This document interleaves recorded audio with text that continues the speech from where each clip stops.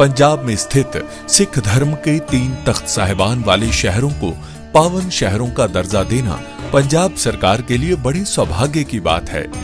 ये शहर है श्री अमृतसर साहिब, श्री आनंदपुर साहिब और तलवंडी साबो। ਇਹ ਤਿੰਨੋਂ ਤਖਤਾਂ ਦੇ ਸ਼ਹਿਰਾਂ ਨੂੰ ਪੰਜਾਬ ਦੇ ਅਧਿਕਾਰਤ ਪਵਿੱਤਰ ਸ਼ਹਿਰ ਵਜੋਂ ਐਲਾਨ ਕਰਨ ਦਾ ਫੈਸਲਾ ਕਰਦਾ ਹੈ। प्रधानमंत्री नरेंद्र मोदी का इस्तीफा होने वाला है।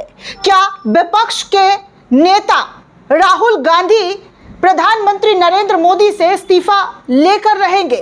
क्योंकि जिस विपक्ष को कमजोर कहा जा रहा था, आज वही विपक्ष, आज वही राहुल गांधी जनता के साथ उतर चुके हैं। मोदी के खिलाफ बड़ा मोर्चा खोल दिया है। मोदी के लिए बड़ी मुश्किल और परेशानी जो है वो राहुल गांधी के जरिए खड़ी कर दी गई है। क्या राहुल गांधी अब फुल जोश के साथ सत्ता में बैठे हुए बड़े बड़े नेताओं की कुर्सी हिलाने वाले हैं? दरअसल आज राहुल गांधी ने जो किया है दोस्तों, वो बहुत ही तीखा प्रहार है।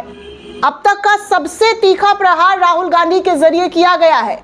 जनता के समर्थन में खुलकर अब बैटिंग करने लगे हैं राहुल गांधी, और पूरी की पूरी बीजेपी इस वक्त हिली हुई है। राहुल गांधी ने आज अपने सोशल मीडिया पोस्ट एक्स पर बहुत बड़ा सा पोस्ट करते हुए क्या कुछ कहा है, एक एक करके आपको बताऊंगी और भी कई जानकारी आपको देने वाली हूं। लेकिन सत्ता में बैठे हुए लोग अब सावधान हो जाएं। नेता प्रतिपक्ष अपने फुल ऑन मूड में नजर आ रहे हैं, जोर का प्रहार करते हुए नजर आ रहे हैं। देश की स्थिति पर सरकार को घेरने का काम कर रहे हैं। जो आज से 11 साल पहले भारतीय जनता पार्टी के जरिए किया जा रहा था, वो अब राहुल गांधी की स्ट्रैटेजी बनती हुई नजर आ रही है।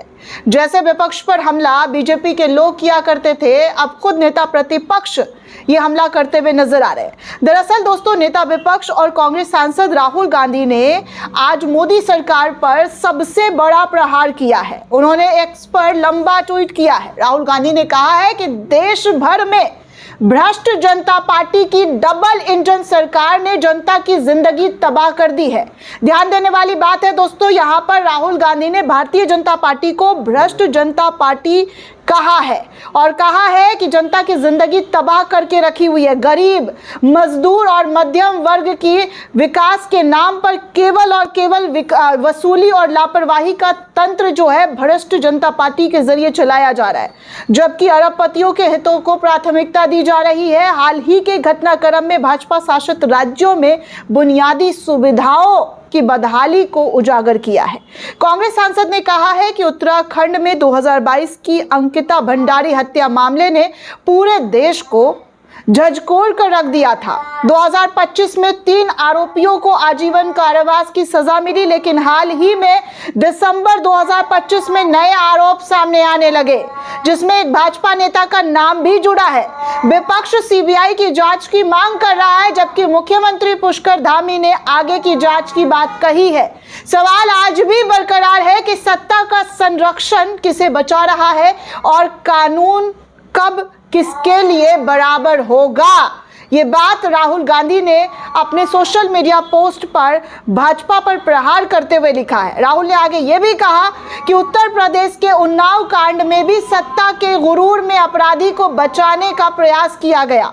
पूर्व भाजपा विधायक कुलदीप सिंह सेंगर की सजा पर दिल्ली हाई कोर्ट ने बेल दे दी, लेकिन दिसंबर 2025 में सुप्रीम कोर्ट ने इसे स्थगित किया है। पीड़िता को न्याय के लिए लंबी लड़ाई लड़नी पड़ी।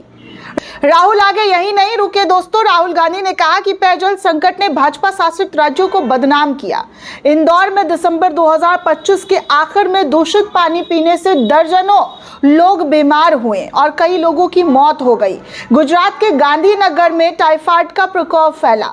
दिल्ली, हरियाणा और अन्य जगहों पर भी दूषित पानी की शिकायतें मिली है, जिससे बीमारियों का खतरा बढ़ा। अरावली का भी जिक्र राहुल गांधी के जरिए किया गया। राहुल गांधी ने कहा कि राजस्थान की अरावली पहाड़ियों को अवैध खनन जारी है। 2025 में सुप्रीम कोर्ट ने अरावली की परिभाषा तय की, लेकिन अवैध खनन पर कार्रवाई की मांग बनी हुई है। पहाड़ कट रहे हैं, जंगल उजड़ रहे हैं, जिससे धूल प्रदूषण और प्राकृतिक आपदाएं लगातार बढ़ती हुई नजर आ रही है। राहुल ने बताया कि खांसी की सिरप से बच्चों की मौत भाजपा शासित राज्यों में बड़ी समस्या बनी हुई है। 2025 में मध्य प्रदेश और राजस्थान में दूषित कफ सिरप से 24 से ज्यादा बच्चों की मौत हुई है, जिसकी जांच चल रही है। सरकारी अस्पतालों में नवजात बच्चों पर चूहे के हमले की घटनाएं सामने आ रही है। जैसे इंदौर में MY अस्पताल में चूहे ने नवजात को काट डाला, जिससे बच्चे की मौत हो गई। सरकारी स्कूल में छत गिरने से घटनाएं लगातार देखने को मिल रही है। जैसे राजस्थान में स्कूल भवन ढहने से बच्चों की मौत हुई है। ये लापरवाही नहीं, भ्रष्टाचार है, सीधा सीधा भ्रष्टाचार का मार है। राहुल गांधी ने यह भी कहा कि बुनियादी ढांचे अभी भी विफलताओं से जूझ रही है। 2025 में गुजरात के बड़ोदरा में गंभीरा पुल ढहने से कई लोगों की मौत हुई। अन्य भाजपा शासित राज्यों में भी पुल और सड़क धंसने की घटनाएं देखने को मिल रही है। ट्रेन हादसे और अन्य दुर्घटना में परिवार तबाह हो रहे हैं, और लेकिन सरकार केवल फोटो ऑफ और मुआवजे की औपचारिकता निभाती हुए नजर आती है। रायबरेली के कांग्रेस सांसद राहुल गांधी ने मोदी के डबल इंजन को केवल अरबपतियों के लिए कहा कि ये इंजन जो है केवल अरबपतियों के लिए चल रही है।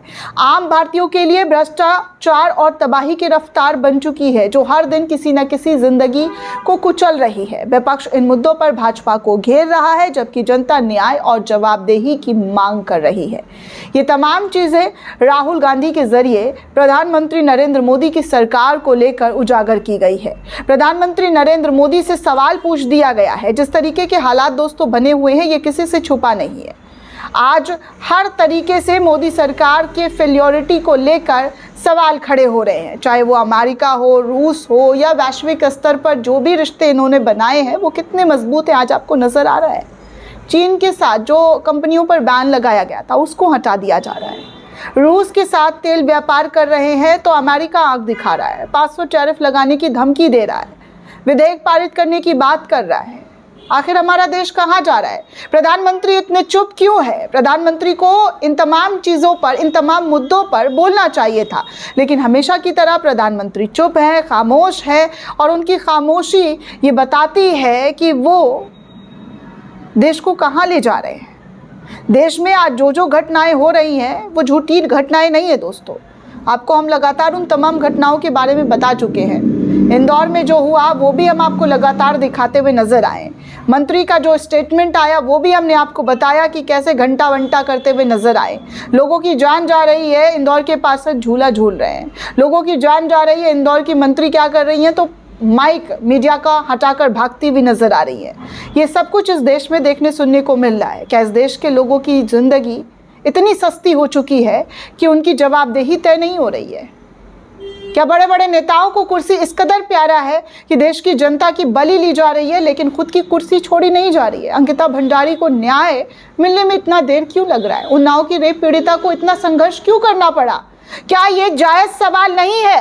क्या ये जायज जवाब नहीं है? क्या प्रधानमंत्री को खुद आकर आगे से बात नहीं करनी चाहिए? क्या प्रधानमंत्री पूरी तरीके से अपने जो सत्ता चला रहे हैं उस पर अपना कंट्रोल खोते हुए नजर आ रहे हैं?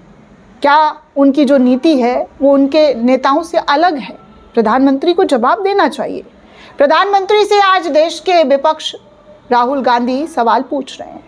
उनसे पूछ रहे हैं कि क्या मोदी सरकार इतनी लापरवाह सरकार है कि उन्हें लोगों का दर्द दुख नजर नहीं आ रहा है? क्या लगता है दोस्तों, इस बार राहुल गांधी के जो सवाल उठाए गए हैं, जो जनता के साथ वो खड़े होकर कंधे से कंधा मिलाते हुए नजर आ रहे हैं, उस पर भाजपा कितनी जागने वाली है? प्रधानमंत्री नरेंद्र मोदी को क्या इस्तीफा दे देना चाहिए? क्या इस देश में प्रधानमंत्री की कुर्सी को जो है जिस तरीके से चलाई जा रही है प्रधानमंत्री के जरिए, उसको लेकर आप क्या सोचते हैं? हम आपसे सवाल पूछते हैं कि देश के प्रधानमंत्री जो हैं उनको इस्तीफा देना चाहिए या नहीं देना चाहिए? आप हमें कमेंट करके ज़रूर बताइएगा दोस्तों। साथ ही साथ चैनल को ज़्यादा से ज़्यादा लाइक, शेयर और सब्सक्राइब करना बिल्कुल भी ना भूलें। जय हिंद दोस्तों।